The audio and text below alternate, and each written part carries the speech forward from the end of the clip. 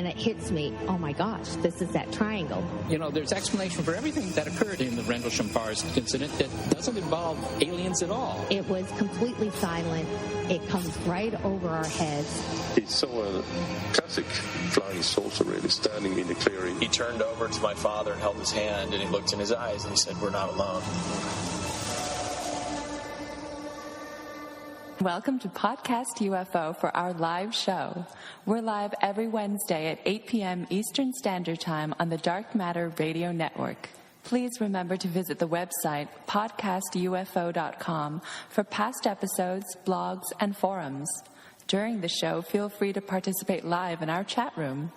And don't forget to like us on our very active Facebook page. Hello and welcome to the show. I'm Martin Willis, your host. And we have a great show coming up tonight.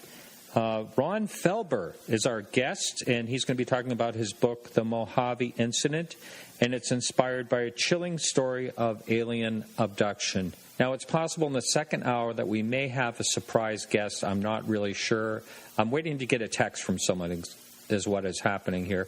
News is going to be coming up with Alejandro Rojas in a few minutes. Before that, I want to talk about our support platform.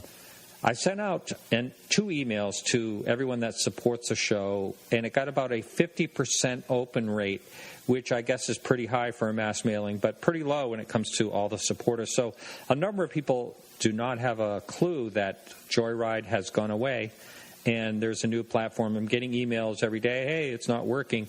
So the reason it's not working is you have to re-sign up, and it's all through our website, podcastufo.com. Click on Support the Show. All the information is there under all the links. We have an RSS feed for your media player as well. So everything's done in-house, and that's thanks to Sam Bosell, who helped out with that. So how that works, if you're new to the show, is the first hour as a podcast is free on iTunes, on our website, on Stitcher, and all that. The second hour is by subscription only, and that's through supporting the show. You'll get to log in, and complete full shows will be right there, including the archives. And we're also live, free to anyone that wants to listen on the Dark Matter Digital Radio every Wednesday at 8 p.m. to 10 p.m. Eastern Standard Time. We do have one issue that cannot be resolved as of yet, but I do have posts out there and forums for support, and that is Safari. If you own an iPad or a Mac, Safari is not playing our shows for some reason. It's playing for about a minute and then repeating. So we're working on that, trying to figure out what's going on. Now, last week, I mentioned that if there was a graphic designer out there that I needed help with the T-shirt and the banner on my website, well, let me tell you, I got no less than 13, I counted them, 13 graphic designers contacted me willing to do the work. The first one was Diane, and she made the banner for our website, which is up there right now. Check it out. She did a very nice job. We're going to have a bunch of people throw their designs into the ring for a T-shirt contest, and I think I'm going to have it up on our website and have you, the listener, vote for our T-shirt graphics. How does that sound? All right, that's enough of me, and we are bringing in Alejandro Rojas for the news. What's going on, Alejandro? UFOs are what's going on, buddy. They're here, they're there, they're everywhere, but then again, perhaps they are nowhere. Wow. That really could be, you know. Yeah. You know, it's entirely possible.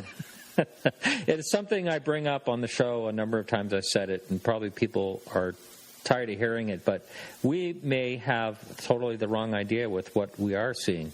Mm-hmm. You know? Entirely. Something we never even thought of.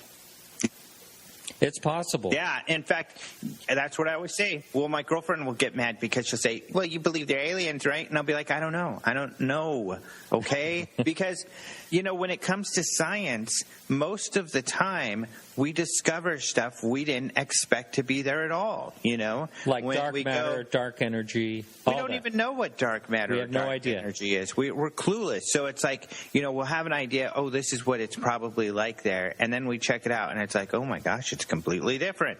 So that's science. So who knows? You could be right. I agree with you 200%. So, hey, by the way, have you seen the movie The Martian? I haven't, and I so much want to see it. Oh, I was so bummed. Last month, I was invited to go to the press conference with Ridley Scott at NASA.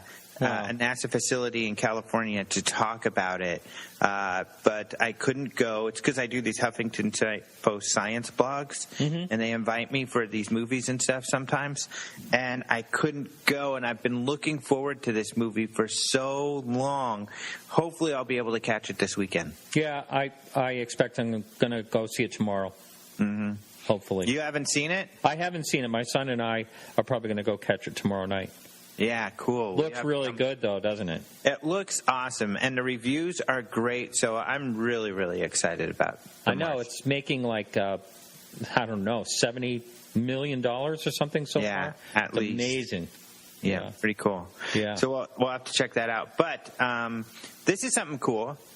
Speaking of cool, so we're going to have a Open Minds Facebook group soon. Oh, you don't... Open Minds does not have a Facebook page right now, is that correct? Yeah, we do. We have a Facebook page. Oh, this is something different. A Facebook group. Group. You know, like UFO Updates. That's a discussion group. Right. What's another? World UFO Day is a discussion group. So a group's different because a group you join and you get more updates about what's going on in there, and it's all about discussions.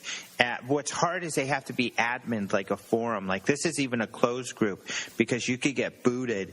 Because as everybody knows, you know, the internet is full of people just being total jerk-offs. Trolls. Yeah, trolls, we call them.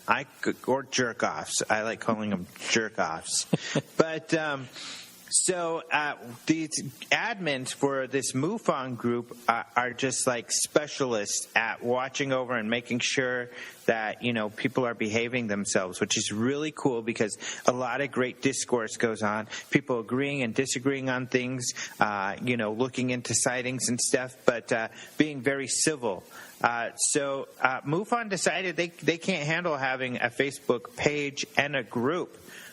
So I've talked to them, and they've decided, you know, we'll make it an Open Minds group then. So in about a week, I'll give you a status update. But we should, in the next few days, have that up. So if people want a Facebook, you know, discussion kind of area that's safe from jerk-offs, a.k.a. trolls, then I'm really excited we're going to have something like that soon. Is that actually going to say like Open Minds /MUFON, or is it just totally Open Minds? And you're going to try to you're going to try to migrate some of the users over? Yeah, we're going to try to migrate the users over. I don't know exactly how we're going to do it, but we might be able to change the name or something. But yeah, we're going to work on something like that. Great. Yeah, pretty cool. I'll have to get involved. To see you there. Oh, yes. You will. Yes. Yeah, because if anybody messes with Martin, you know, it's like, we'll boot the jerk-off. That's right. Instant jerk-off status if you mess with Martin. That's pretty good, huh? All right. I feel safe already. Mm-hmm. Yeah. So what else is happening in the news? Well, some of the UFO news we'll be talking about in that group as soon as we get that rolling is Hillary Clinton. This is kind of cool. You might have seen this if you're a Coast to Coast fan. They actually posted this story of mine on the front page. They used to post more of our stories, but they haven't lately. So I'm very happy and thankful that they did this one. But other people had been talking about this, so I was kind of late to the scene writing about this, to be honest. Although the media didn't pick up on this one. So this is about Hillary. Hillary Clinton's campaign chairman, John Podesta. I'm sure you've talked about him on your show before. But he tweeted another UFO tweet. He's done this before. Last time he did it was in February. You might remember. I'm sure we talked about it. You probably had talked about it with other people on your show. But he tweeted, finally, my biggest failure of 2014, once again, not securing the disclosure of the UFO files. And he hashtags it, the truth is out there. He's a big X-Files fan, and, that's been known for a long time. But his latest tweet didn't get so much media attention. But this one said, great interview, Lena Dunham. But Lena asked her about aliens next time. Hashtag truth is out there, and he CC'd at Hillary Clinton. Lena Dunham, people might know, is the girl on Girls. Now, she's a writer and producer. She created the show. She also takes her clothes off a lot on the show. I don't know. Oh, yes. Now I know who she is. Yeah, I don't know why she does that, though, to be honest. It's like if I had a show, I wouldn't be taking my clothes off on it, but that's just her thing. She does it because she can. Yeah, I guess so. Mm-hmm. But she's a great writer. Everybody loves her. And she does this new email newsletter called Lenny with one of her co-producer, co-writers on the show, Jenny Connor. And in the first Lenny email was an interview with Hillary. So Podesta's encouraging her to ask Hillary about aliens. Is he joking around? Is he being funny? I don't know what the heck's going on, but people may remember that back in it was early 2000s, I believe, when he did a talk at the National Press Club. It was a press conference that he joined Leslie Kean, who had the Coalition for the Freedom of Information, and he came out and he said, we need to get information out about UFOs. So he's a big UFO proponent. One of the questions I ask in this story is, well, even if someone asked Hillary about UFOs, what would she have to say? And she actually would have to say something. Grant Cameron actually got from the Clinton Library some letters. My girlfriend makes fun of me because I say library. I thought I heard that. Yeah, I did. But in these files, and we posted them online in this story, Lawrence Rockefeller, it talks about how he is trying to talk to the president and Hillary about UFOs and getting them to do some sort of investigation into UFOs. And in these letters, it shows that he has been working with Hillary Clinton's office on this topic. So pretty interesting. Lawrence Rockefeller is one of the big Rockefellers. And he passed away, unfortunately, but he was really into UFOs, and he funded some UFO projects. Yeah, there's still some ongoing. Well, not from his funding. Yes. No. BLT research. BLT, but they weren't created for that. They ran through that funding. Oh. BLT exists. Chris O'Brien did research using his money. So I don't know. Maybe you could loosely say some of that. But really, BLT's been researching this before and after all of this whole affair.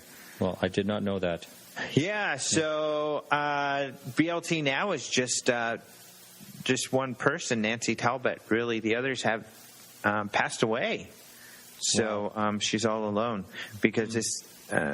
So anyway, so she's never talked about her discussions on UFOs with Lawrence Rockefeller. So we'll see what she has to say. Mother Jones wrote a story not too long ago about Podesta's tweet, and they interviewed Stephen Bassett, and they asked Hillary Clinton's then non-campaign. It was before she officially announced she was running, about UFOs, and they wrote Mother Jones, and they said, our non-campaign has a strict policy of not commenting on extraterrestrial activity, but the truth is out there. So they're being cute. So... Yeah, so this should be cool. Of course, Jimmy Kimmel's asked Clinton and Obama about UFOs. So if she is on the Jimmy Kimmel show, which I'm sure is inevitable, I'm sure he'll ask her about the whole thing. And I agree 100% with you. She already has an answer lined up. Yeah, I think she probably does have a response ready to go. That is probably some sort of joke. If it is a joke... which she's not necessarily the best, comedian. Her jokes often do not go across well, but sometimes they do. But if it is a joke, I hope there's a little bit of some kind of stab at Clinton, Bill, for his interest. That'd be cute. I see what you're saying, yeah. We'll see what happens. Or she could Obama. fit that in. That's Bill's thing, not mine. That would be a good one, maybe. Yeah. So what else is happening? Yeah, otherwise, UFO stories out there. We have a couple written by Roger Marsh, some MUFON stories. And one of those that we posted yesterday is getting a lot of hits, actually. And this is a lady who says she heard some jets on October 1st. She went outside to check it out. And these were jets that were chasing a UFO, a cylindrical type of UFO.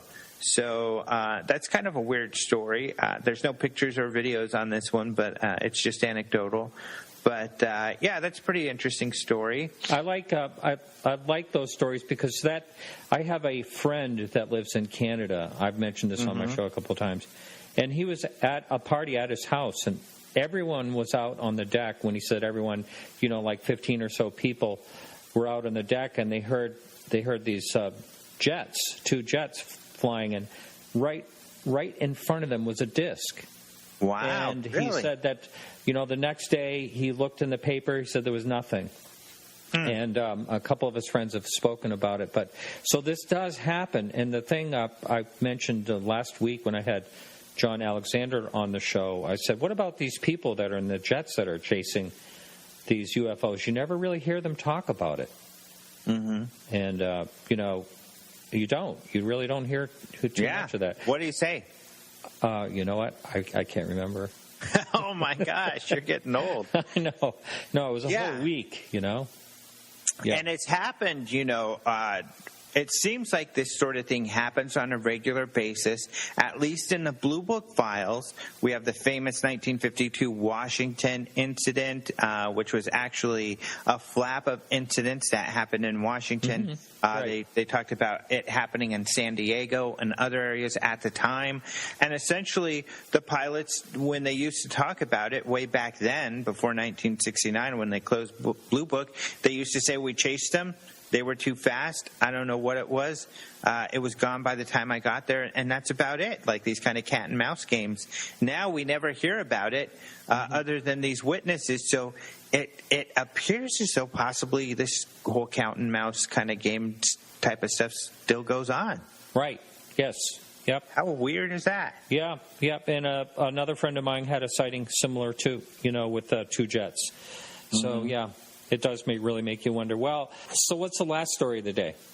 All right, the last story quickly here is really cool because I know we've gone a while, but this is in a remote area in Oregon. This is really neat. There's these guys that are doing an off-road motorcycle tour across some remote parts of Oregon. They were camping out, and they saw some weird lights in the sky. In fact, they submitted some pictures, and you can see it here. They said these orange orbs kind of dropped from it.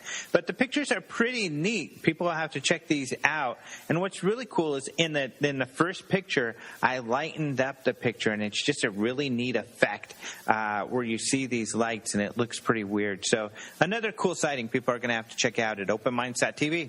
Yes, and all those links to these stories we're talking about will be in our show notes on Podcast UFO. Well, great. Thanks so much. No problem. Thank you. All right, and we'll be talking to you next week. All right. Talk to you soon. All right, hang in, everyone, for this quick little music break. We'll be right back with our guest, Ron Felber.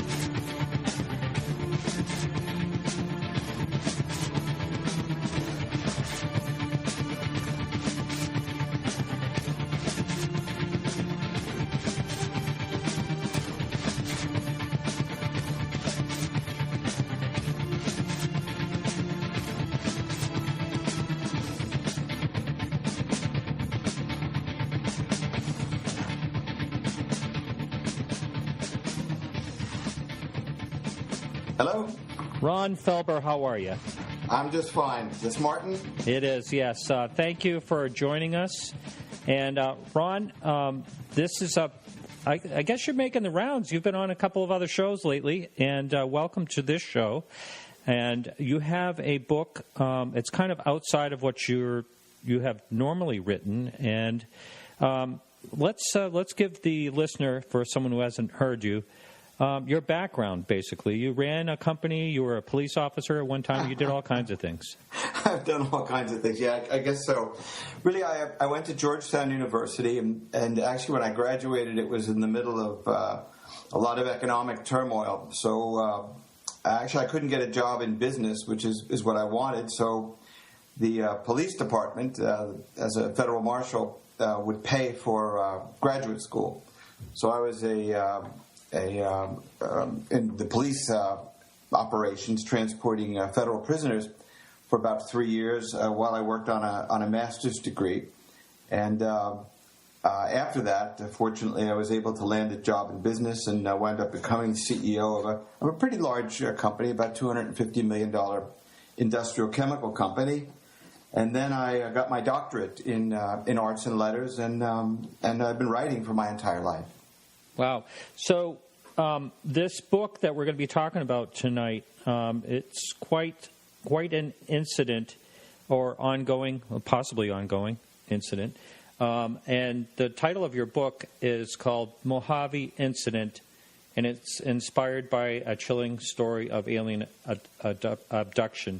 And you have the two main characters in this book that this account is told of. They're anonymous.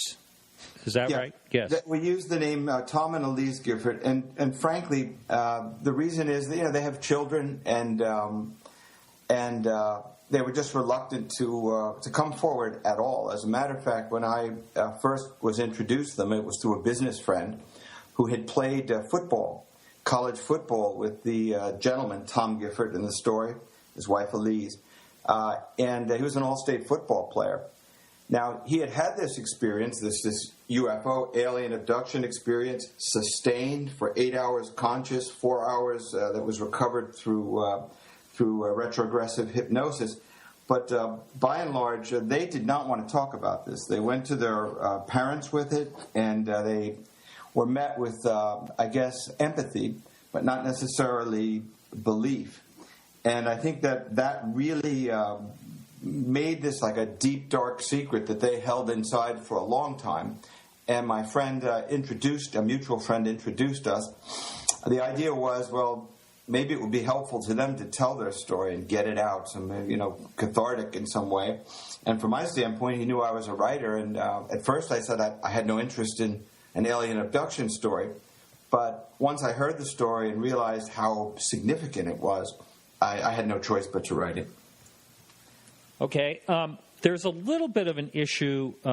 The producer of the show, the live runs the live portion, is saying that he believes that your headset may not be connected. Do you have a Mac or a PC? I have a PC. Yeah. There is echo. We talked about that earlier, and I'm sorry to the listener for bringing this up during the show. But can you just verify that is, you want to go to Options, Tools, and Audio, and just make sure that headset is connected? Yeah, I will. And so, all right, very good. I'll do that right now. Okay. So I'll be, while you're doing that, I'm sure you'll be able to hear me. I'm going to be asking these questions. First of all, you want to make sure that you select the USB mic under the Options and Audio. Okay. Audio. So when there's always a little bit of a mystique when someone doesn't come forward and say who they are, and they have a story like this. Do they ever plan on eventually talking about it publicly, say after their kids are through school or anything like that? Well, that could well be. I have no way of knowing that at this point. But frankly, if you think about it, these are, this was a fellow who was running a construction project management job for a major construction company that's building malls and things of that nature. So that, it's a highly responsible position. And really, I think between that and just the idea of their kids be made fun of or harassed or whatever, they at this stage of the game anyway, just don't want to talk about it that way. But I think what makes this incredibly real is that two major doctors examine them. One is Dr. Bernard Vitone, who is director of the National Center for Psychiatric Disorders in Washington, D.C., and William Annixter from Mountain Psychiatric Center in Asheville, North Carolina. And both, we're really blown away by the story and by the authenticity of these people. Annixter called it the most compelling case of its kind I've ever encountered. Vitone said highly unusual, traumatizing events outside the realm of normal human experience. And actually, Annixter, and these are, very, let's say, understated people. When you say, what do you think happened? He said, when you look at the possibilities, he goes, I believe that what they say happened to them happened. And I feel the same way. So credibility, if you read the story, a lot of it's based on transcripts from either the retrogressive hypnosis sessions or from my interviews with them. But again, these are two people, college graduates both. One is a mother of two kids at the time, third on the way. The husband is has a responsible job. They have a mortgage. They're the backbone of America kind of people. And this is just something they didn't want. This is something they didn't need. And frankly, I'm pretty sure if they were at a crossroads and could decide, do I go down this road or that one, they would not go down this road. They would have preferred it never happened to them. Yeah. Getting back to your sound, did you figure that out? Yeah, how are we doing now?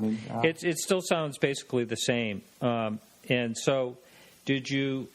I'm on Tools, Skype Wi-Fi, but you want to go to options, I think you'd said, right? Under audio settings, let's see.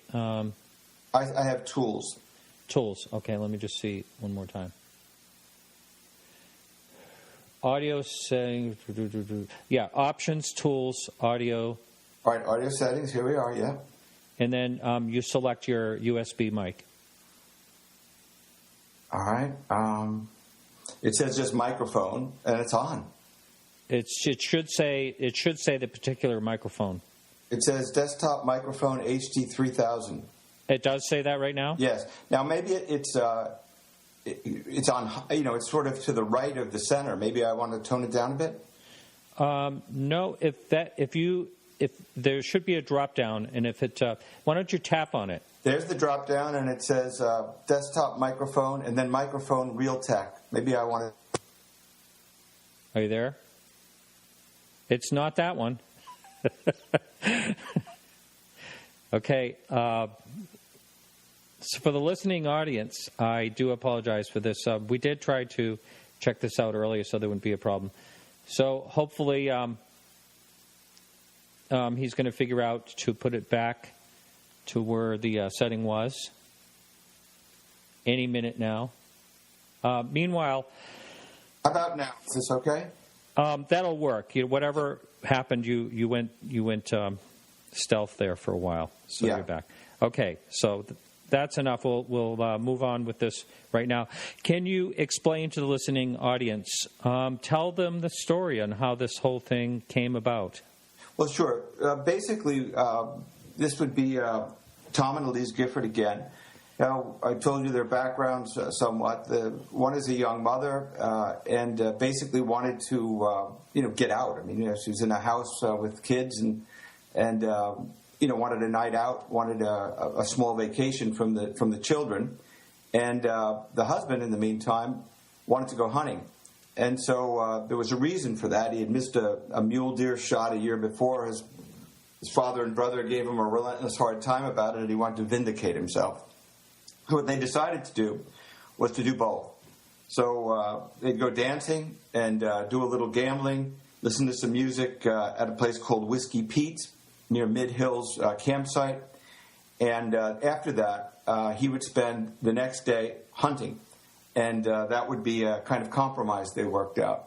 So what happened basically was they did go to Whiskey Pete's. When they got to Mid Hills campsite, it was completely sold out. And so they wound up going into the heart of the Mojave Desert, which he was quite familiar with, around dusk. And they made a campfire. They fried up some steaks, had a glass of wine, were looking at the stars, identifying stars. And what happens after that is nothing short of sensational, because basically, maybe I'll read a little bit of this. Tom had said to her, well, this is a double star, and that's why it's so bright. She says, well, if that's a double star, these must be triples, because they're a lot bigger and brighter than that. So basically, they talk about weather balloons, they talk about the possibility of a desert warfare exercise or military exercises, but these things start glowing lights, 9 of them, start flashing signals to one another. They form a configuration on the horizon of a large, sprawling M, and then they're joined by hundreds of others that start dropping down to the desert floor. Now, there are no roads there or anything of that type, but these are rushing towards them, and what's rushing towards them are not the craft, but red eyes, beings with red eyes. So this guy, being a hunter, has a Browning shotgun, and his first response is, I'm going to protect my wife, I'm going to protect myself. And they get telepathic messages. Don't try and do that. Get in the back of the camper. So they go in the back of the camper, and they're sort of monitored there by 2 electrical fields, 2 like stumps of like a holograph. Now, did this happen right away as soon as they got in the camper? Yeah, actually, these eyes were rushing towards them, and he was going to fend them off. But the first thing he did then was to go with his wife in the back of the camper. And so, yeah, that didn't take a lot of deliberation. And the wife, Elise, heard it first. She said, don't you hear what they're telling you? If you try to harm them, they'll kill you. And so they go in the back of the camper, sit Indian style, shotgun across his lap, holding each other literally, and watching these gremlin-like beings like roused about the camper. Soon, a huge UFO the size of a football field that domes actually the valley comes over them.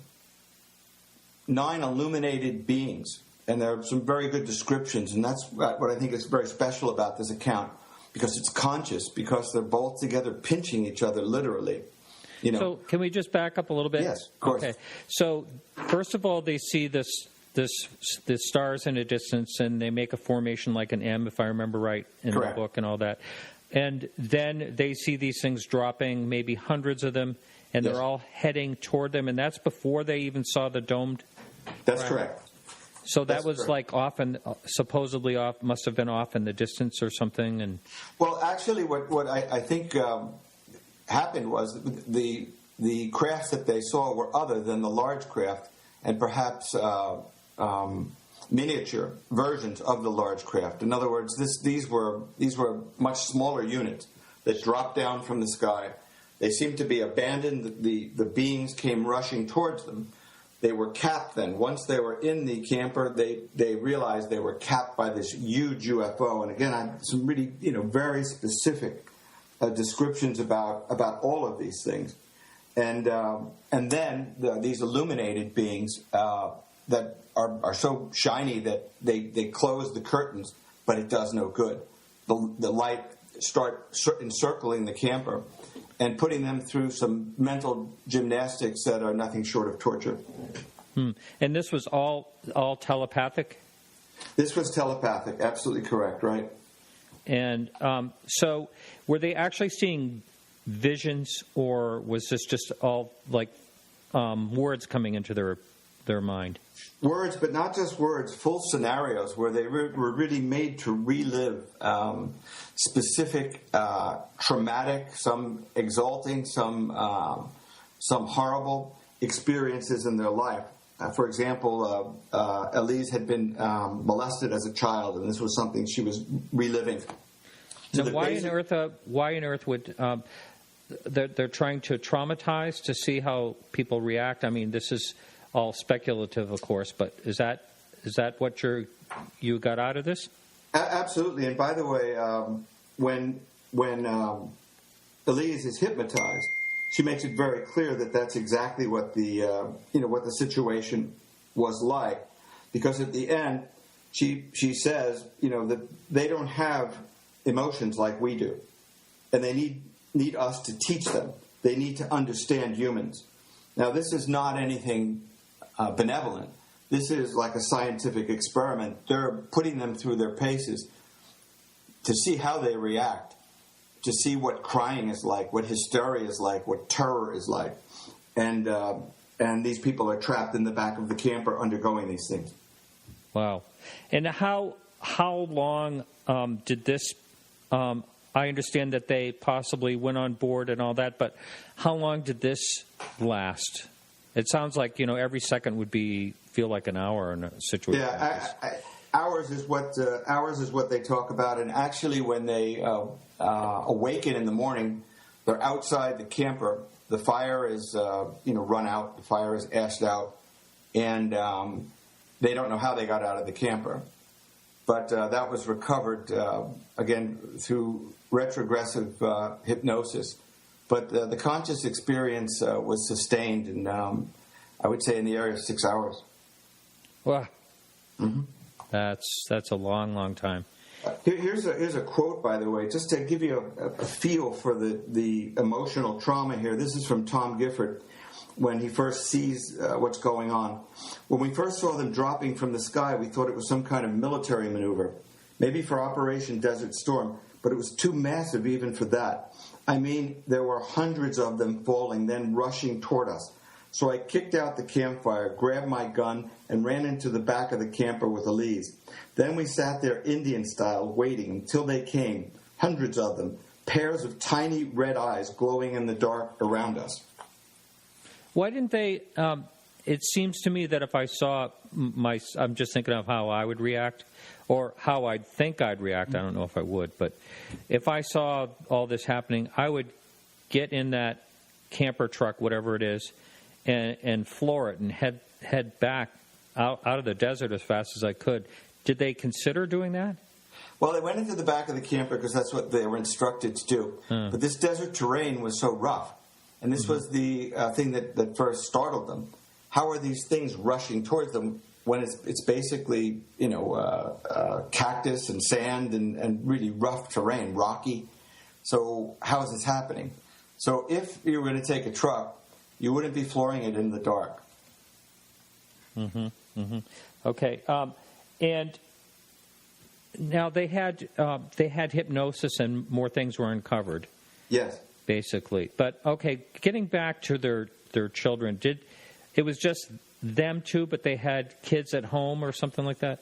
Yeah, that's correct. Yeah, they'd left two children, one that was 2 and one that was 4 with their parents who babysat. Okay. So now those kids are in their 30s? Yeah, but actually she had another child, became pregnant almost immediately after this experience. Uh-huh. So, but the kids are older, basically. They have 6 children now. Wow. Yeah. Okay. Any hybrids? Just a joke. Well, I'll tell you, that's a question that certainly one could ask with some credibility. Let's see. I think we have a question. We have a chat room going.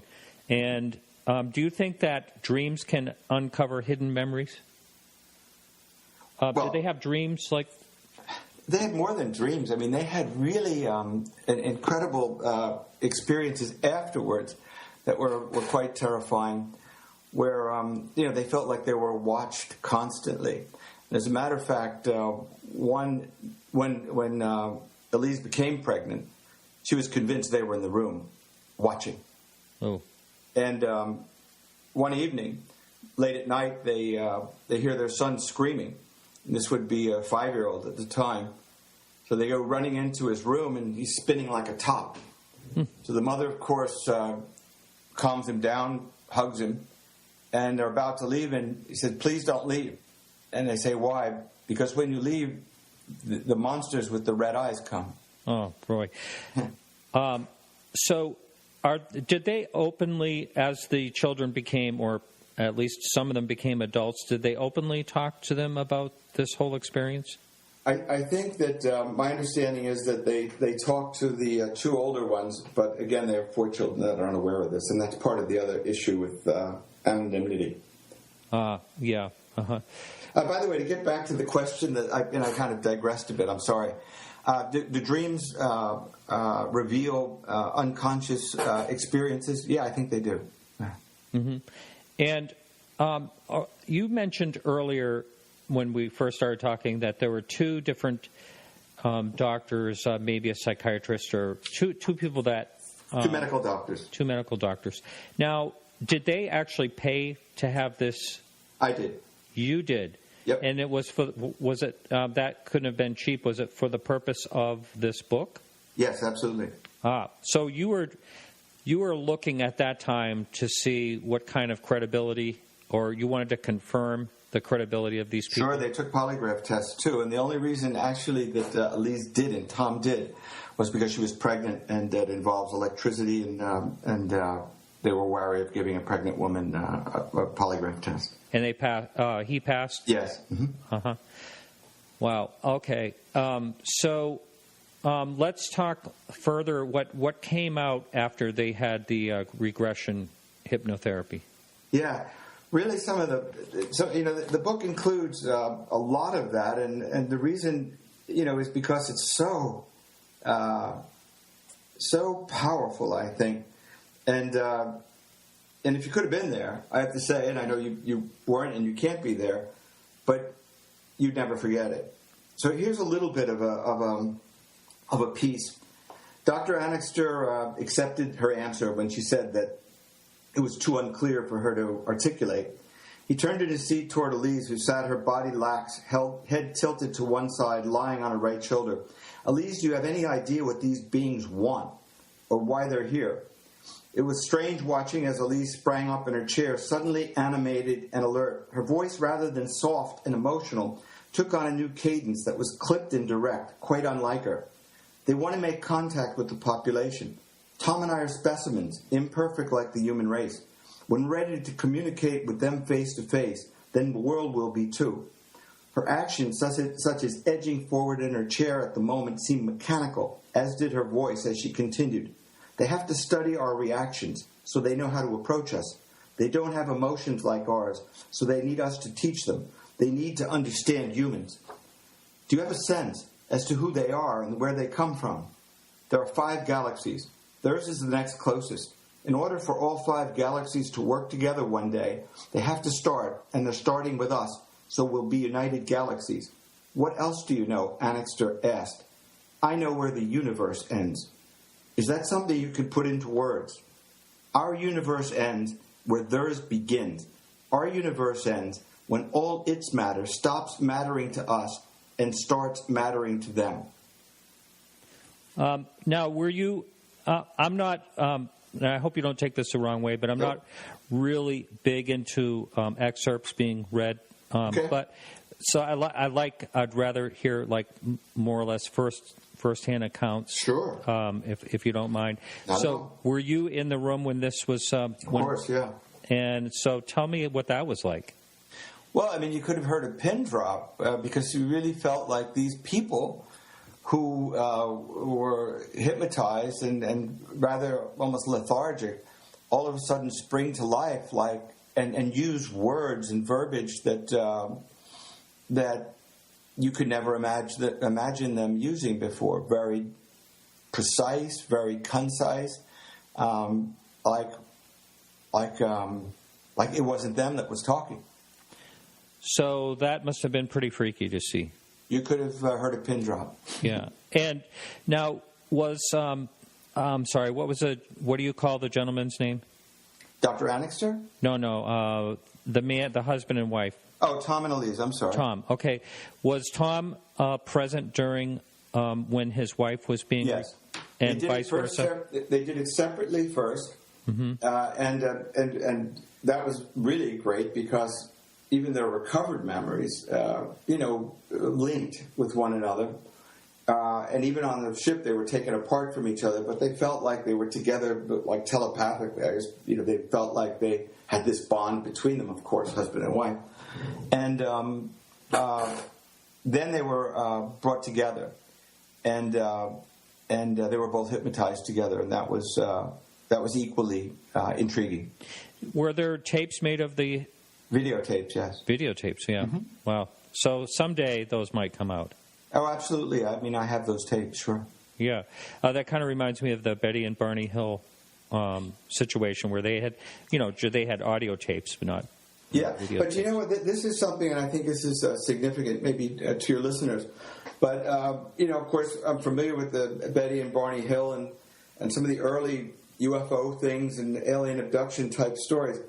But what makes this really very unique is the fact that it's sustained, the fact that it's two people, not one, the fact that it's a conscious experience.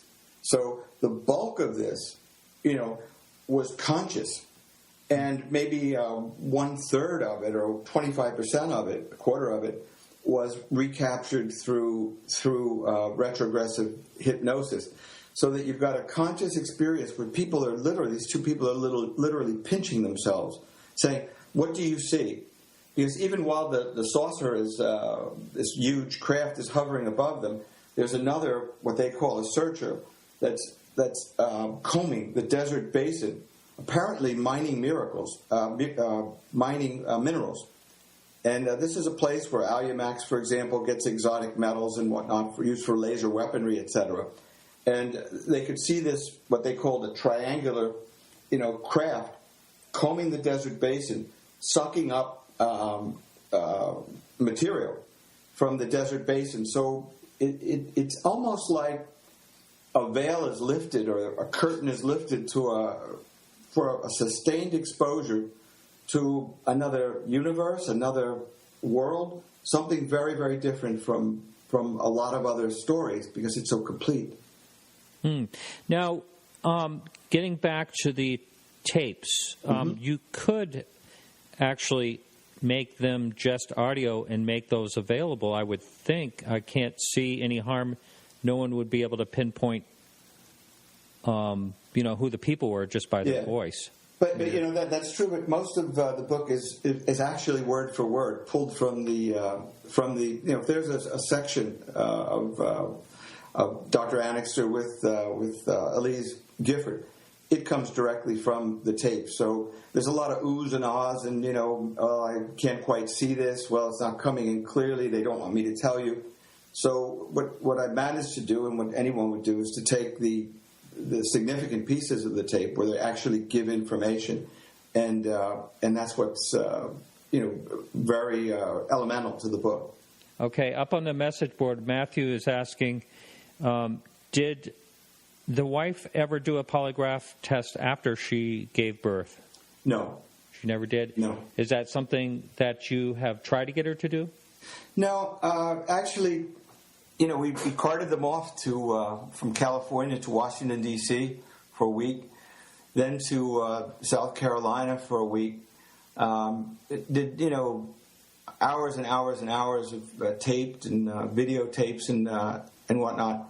So really, when he passed the test and when the two doctors came up with their conclusion, one, that they're not neurotic, they're not psychotic, and Vitone actually said they're suffering from post-traumatic stress, much as a POW would. Wow. Sexual dysfunction, insomnia, paranoia, etc.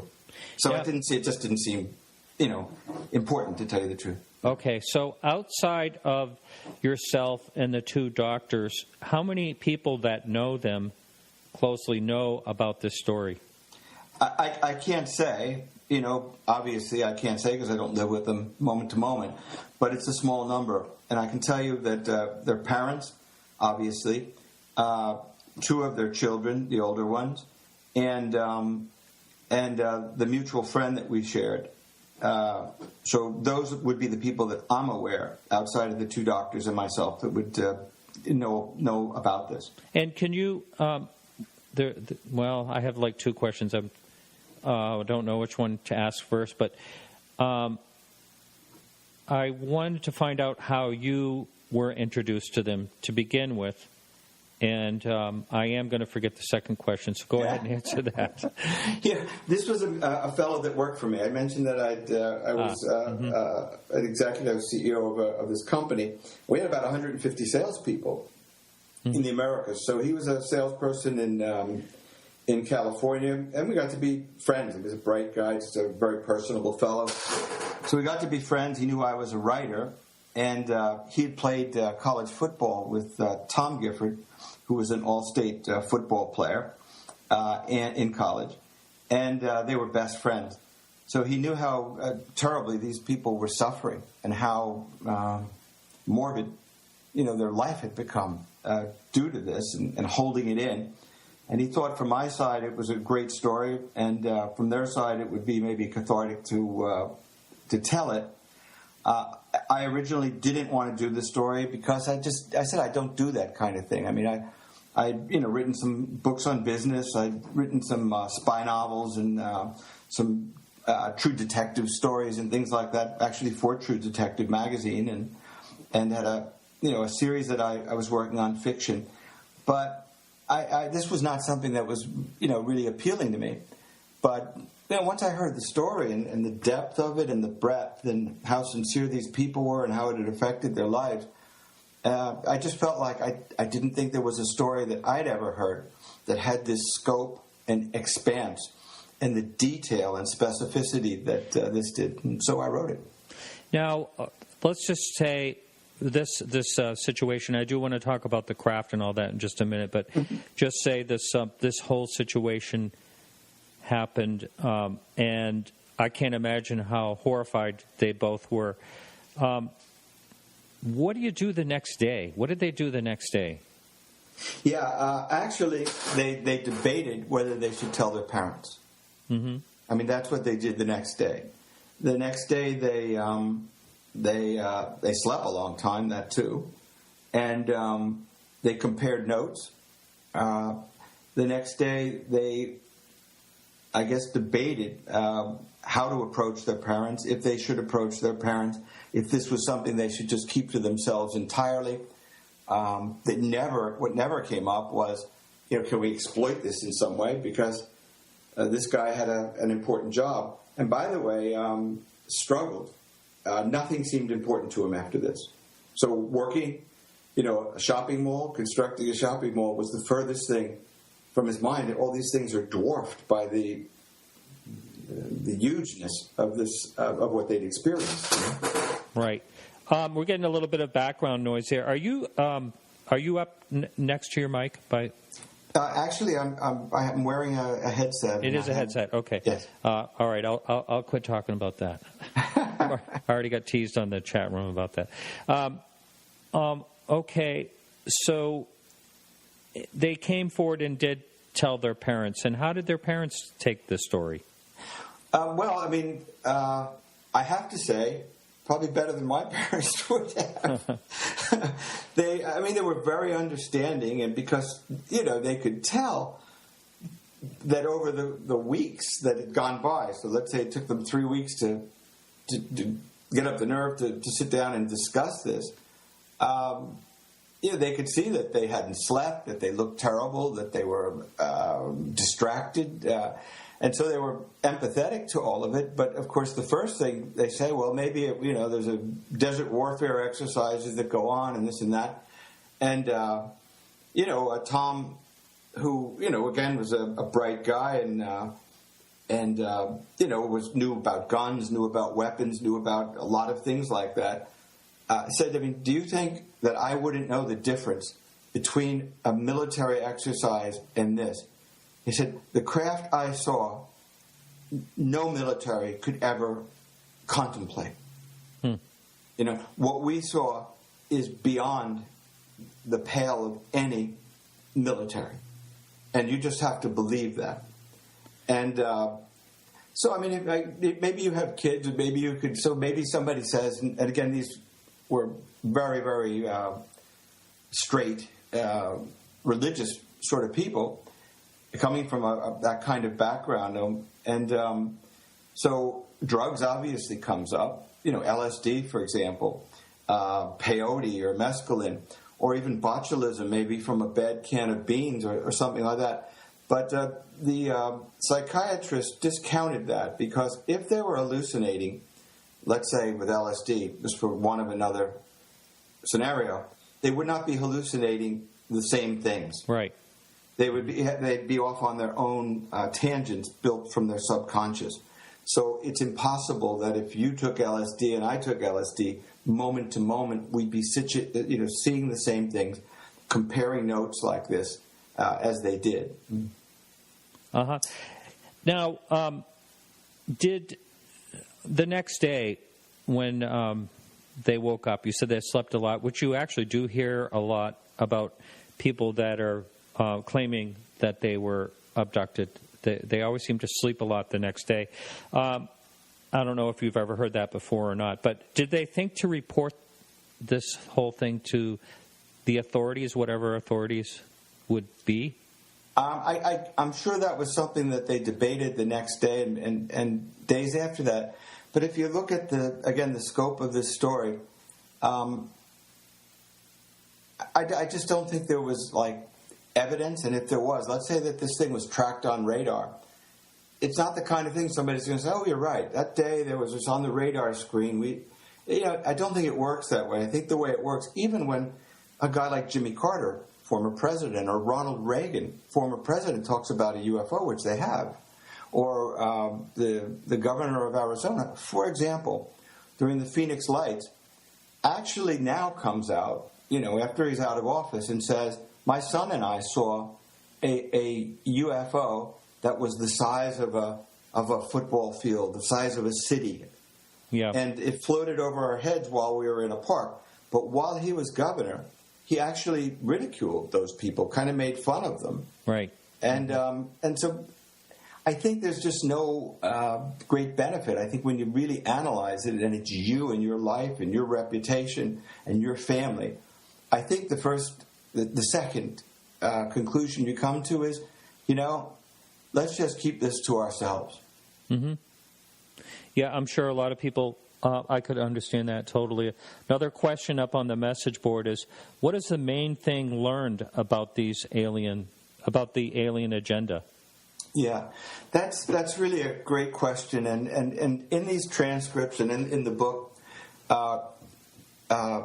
you can go ahead and read. It's just that I'm not big on a lot of excerpts. I can talk to it. Yeah. But the exact words are very, very precise. But she talks about the 5 galaxies. She talks about unification. I actually ask her while she's hypnotized. The doctor let me ask a couple questions. What is the agenda, and when will they make themselves known? And she came up with this when the things that matter to us stop mattering and start mattering to them. But beyond that, she says, I say, when will this happen? And she goes, I don't know. And then I say, well, in my lifetime? She goes, in your children's. In your children's lifetime. So my gut take, what I take out of this, because even afterwards, I did a little research then on the Mojave Desert. And in the Mojave Desert are these ground drawings of the Mojave twins that can only be seen from high up. And also in the caves around there. And they call them the Mojave twins. The Paiute Indians drew them, and I saw pictures and I almost fell out of my chair because it was exactly the illuminated beings that the Giffords talked about. Well, let's hear details on the beings. Yeah, illuminated. Yeah, sure. There were a few different types. Yeah, there were almost a realm, like a hierarchy. So this is the way it went. There were these gremlin-type beings that were rough, that were malevolent, leather-faced, vicious, fierce eyes, red eyes. And these things were like rambunctious children, but malevolent. And they were running around all over the place. There were these two holographs or whatever that were electrified, so they couldn't get out of the camper. So were these beings? No, they were kind of device. Then there were the illuminated figures, and the illuminated figures were about 5 feet tall, maybe 5 feet 5. She describes them as about her height. White, translucent almost, with large eyes, with 2 holes for nose, a slit for a mouth, and when they looked in their eyes, they said it didn't have parts like ours did. It was like it just went straight back like cones into blackness. And also, there was a last type, and this was what really makes the story, I guess, strange and significant in many ways. When everything is going crazy and these people are thinking they're going to have heart attacks and die in the back of the camper, they thought they were in hell. So a kind of mist would come into the back of the camper and soothe them, and they'd feel their heartbeat go down, they'd feel their pulse rates go back down, and they'd stop hyperventilating. They wanted to keep them alive, clearly. But there was a moment when things were incredibly chaotic, when mayhem broke loose and these little beings are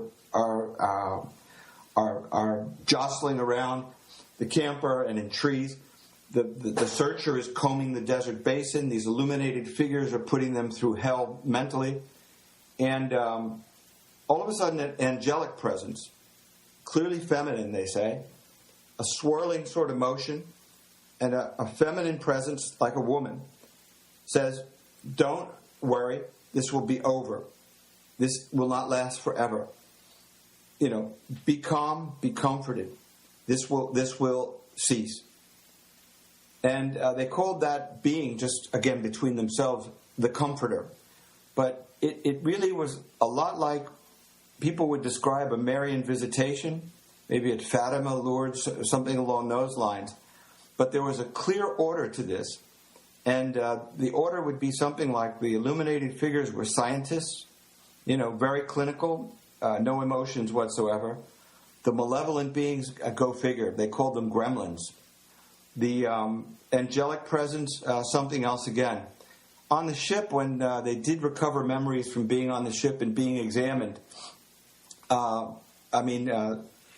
Elise Gifford cried. Tom cried. I don't know what they want.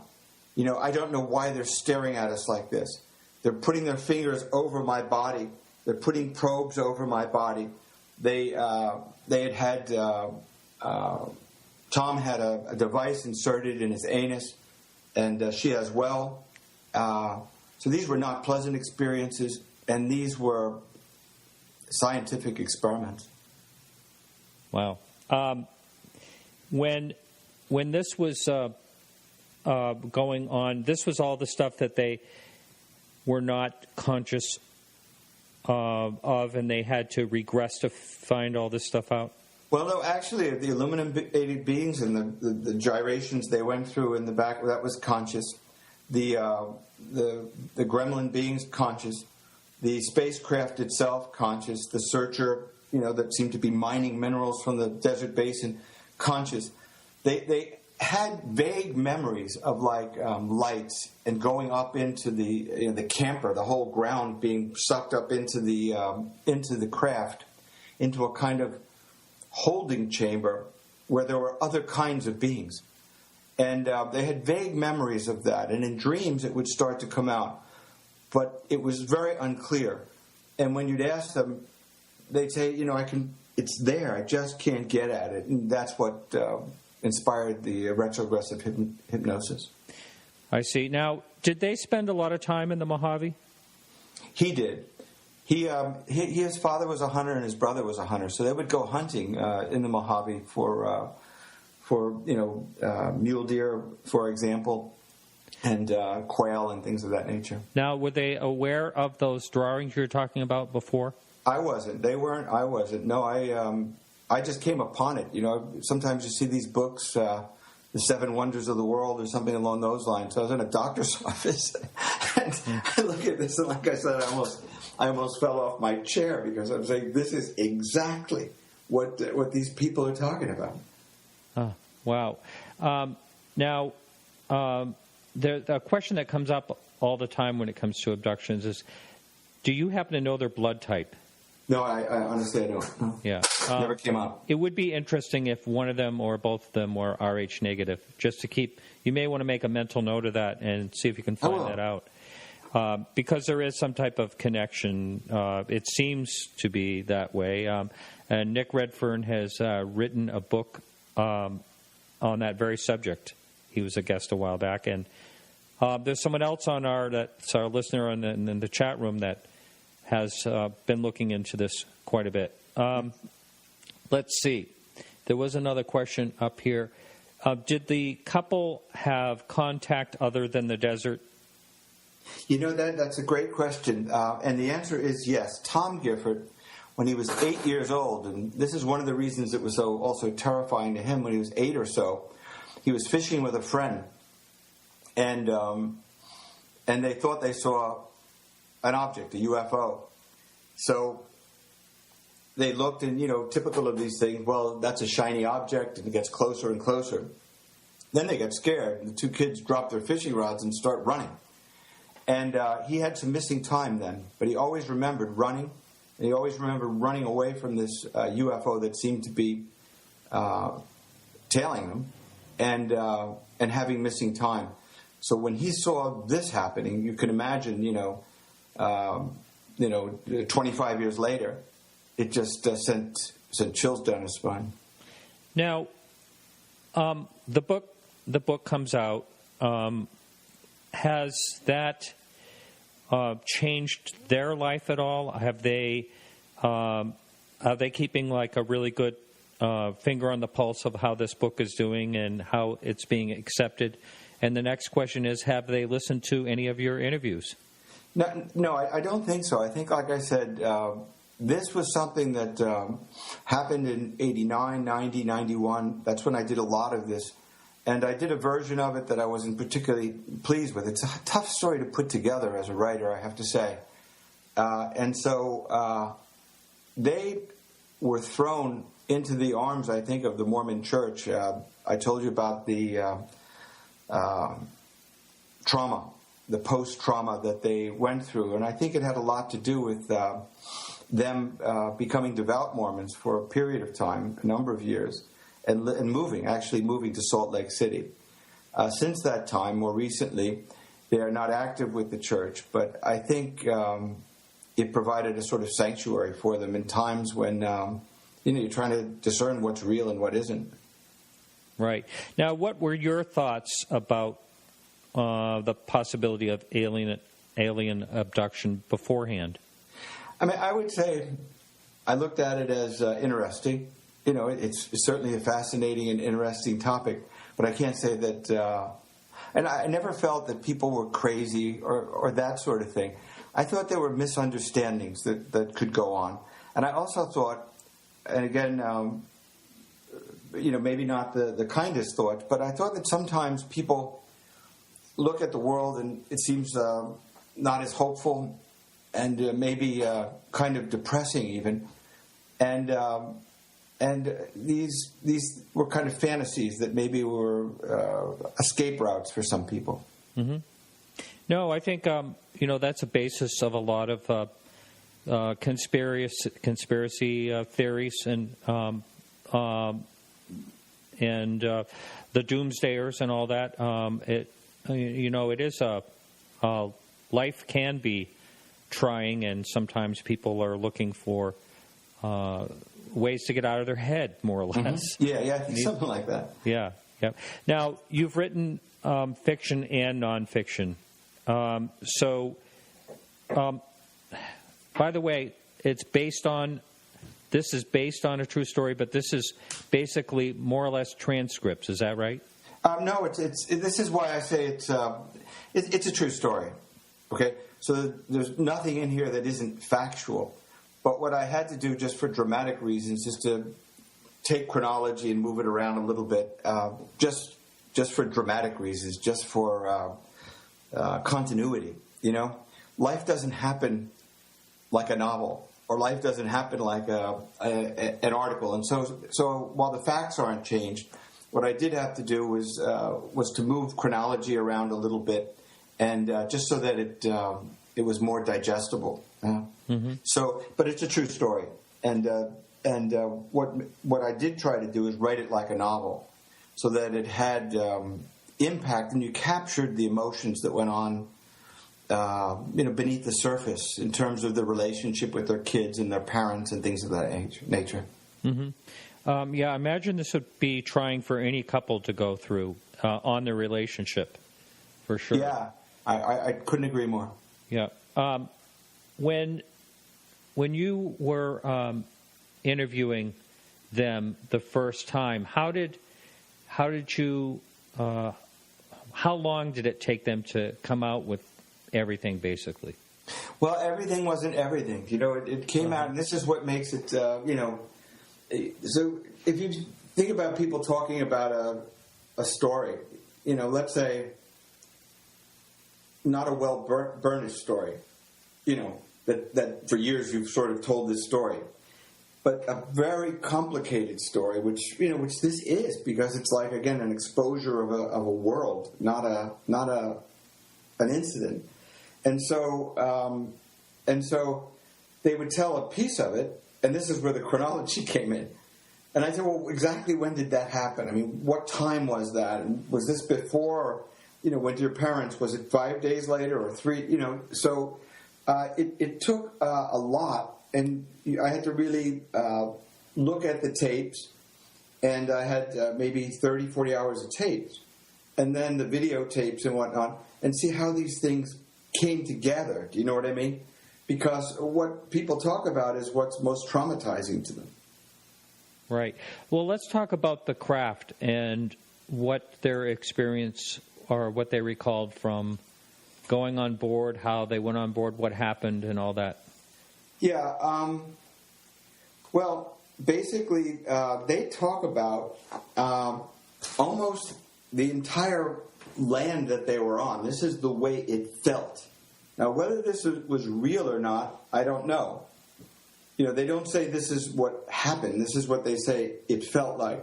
What it felt like was that a section of the earth had been cut out around them, and they had been lifted into the craft, camper and all. Wow. And they even talked to each other while it was happening and said, do you feel this? The desert is the same, but I feel like we're being lifted, and it's colder. And so that was one of the last conscious memories they had. I see. I usually break at the. I went a little longer. I usually take a quick break at the top of the hour, so the 1 hour listener gets a little extra in this show.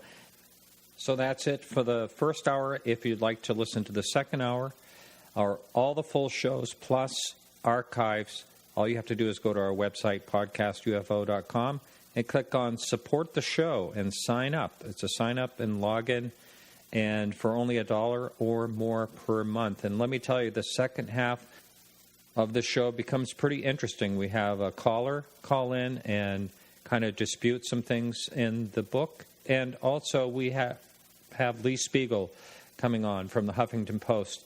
So it's a great second part of the show. Next week, we have Norio Hayawaka and Simon Sharman from the UK. They're both going to be on, two different guests. And I want to thank everyone for helping out with the show. Keith Rowland for helping out with the live broadcast. I also want to thank Peggy Shunning for managing our very, very busy Facebook page. And remember to like us on Facebook. I think there's about 23,000 people on there right now. And there's not that many jerk-offs, as Alejandro was mentioning earlier on. Well, we'll be back next week right here on the Dark Matter Radio Network. Again, you can support the show or listen live for the whole show free on the Dark Matter Digital Radio. That's it. Keep your eyes to the sky, and we'll talk to you next week.